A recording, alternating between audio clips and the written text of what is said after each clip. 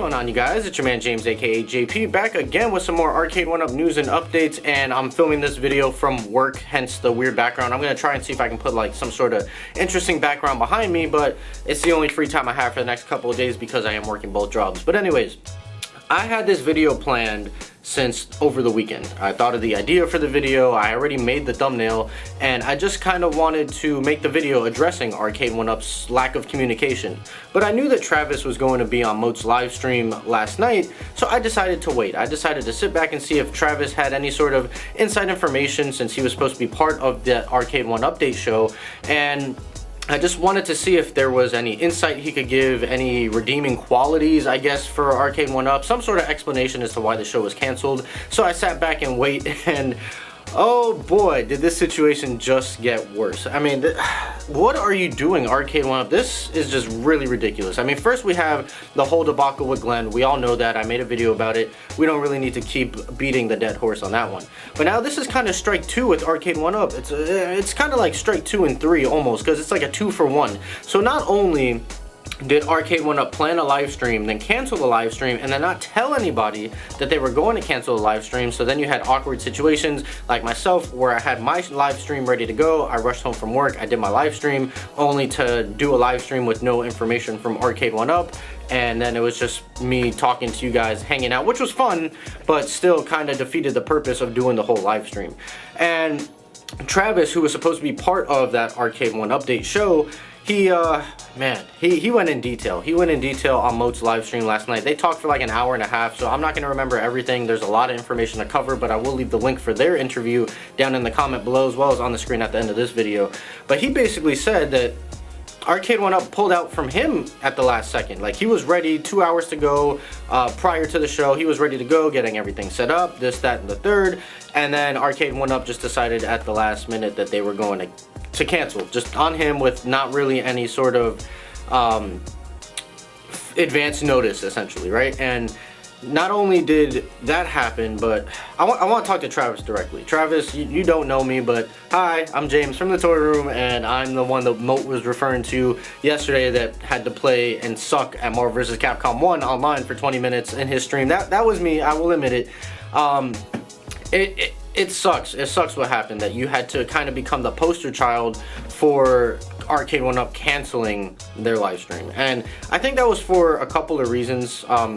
Number one, I don't think the entire community was blaming you. I think it was a handful of people online, but you know, it's always tough because you always have those couple of people who have negative things to say, whose voices are going to be louder than the other people who had nothing to say. I know what that's like, I understand it, but I do want to say, I think for a majority of people that they don't really blame you, at least myself. I can't speak for everybody, but myself, I never looked at it like it was your fault. But I think because you had your face attached to it and you are more accessible than somebody like John D or David McIntosh, from just like a regular person's perspective, somebody needed, I guess people wanted to point the finger and put the blame on somebody, and I feel like maybe you were, because you're on YouTube and social media, you were sort of more the accessible person, I guess, to put that blame on. Not that I'm saying it's right or anything, but I think that's why people were doing it, and it really sucks that that happened to you.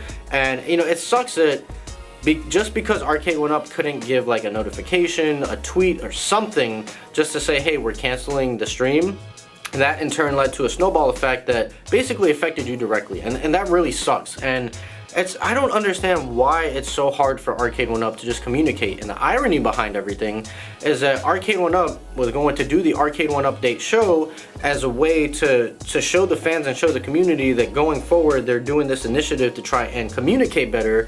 And in turn, the show that they were going to do to communicate better, they canceled the show and then had no communication whatsoever to say that the show was canceled. So it's like this big ironic thing that they had a show to show better communication, and then they cancel the show and don't communicate that they're canceling the show that they're doing for better communication. It's like, what is so hard about it?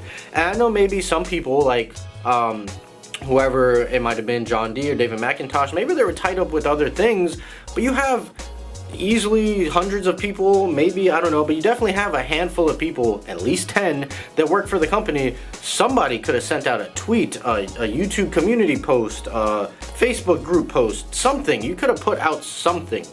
And I just don't understand why it's so hard for them to just communicate.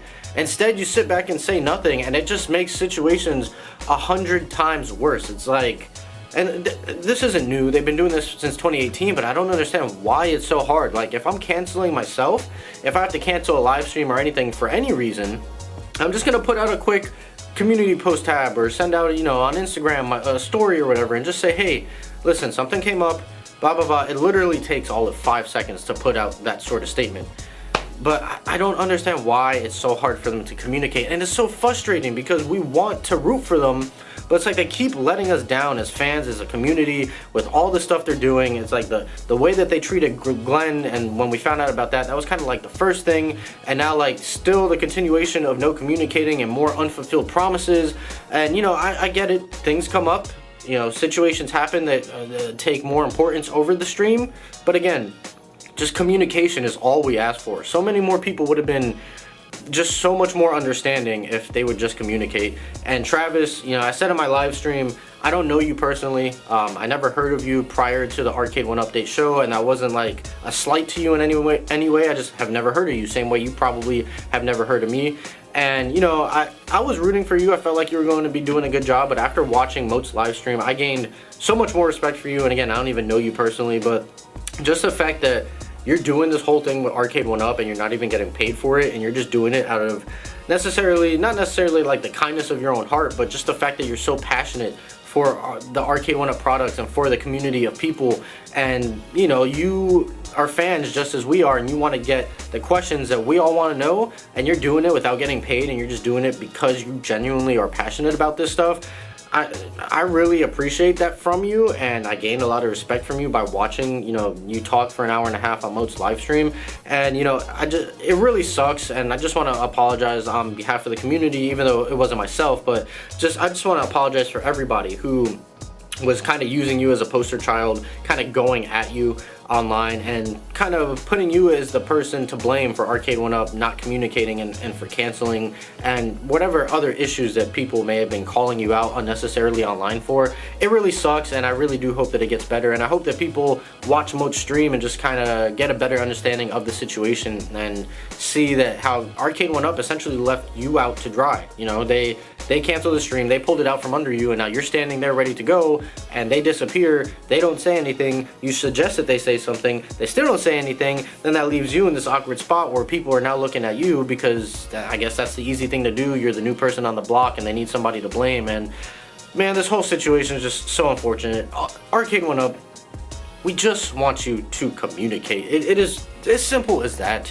Nobody would have been mad if you canceled the stream, but the fact that you canceled the stream and didn't say anything just made it 100 times worse, because you're just showing to us as fans and as a community that you still don't understand how to communicate, and I don't understand what's so hard about it, but I think they need somebody new in charge there as far as, I guess, the social media aspect of things. Whoever is making these decisions, I don't know what needs to be done, but communication is key, man, and they just don't get it right now. Hopefully they will. I don't know if they ever will, but listen, we all want to root for Arcade1Up, but as of late, it's just really hard to do so for them. And I'm still gonna be a fan of Arcade1Up products, but they're leaving a bad taste in a lot of people's mouth, man. And this is like strike number 2. Like, I don't know how it can get any worse. I didn't think it could get any worse from the Glenn situation, but here we are, and man, I don't know, man. I don't know. I just hope that they can get it together, get their act together, and get back on track, because it has been a bad start to 2023 for them, and I don't know, this is just a tough situation. I'm very disappointed in Arcade1Up, but I don't know what else to say. So that's kind of it. There's a lot more that Travis talked about, and I'll leave that popping up on the screen now if you guys click on it. It was like an hour and a half interview that I watched like 1 o'clock in the morning last night. So there was a lot of things to cover, but the most important thing is the lack of communication and how Travis kind of just got left out there to fend for himself, which I don't think was fair at all. But anyways, I hope you guys enjoyed my sort of rant video. I don't even know what this was, but I hope you guys enjoyed the video. If you did, make sure you like, comment, and subscribe. Share this video with your friends. Be sure to follow me on Instagram. That link's in the description down below. And I'm going to go ahead and get on out of here. So as always, guys, stay tuned for more, and I'll see you guys next time.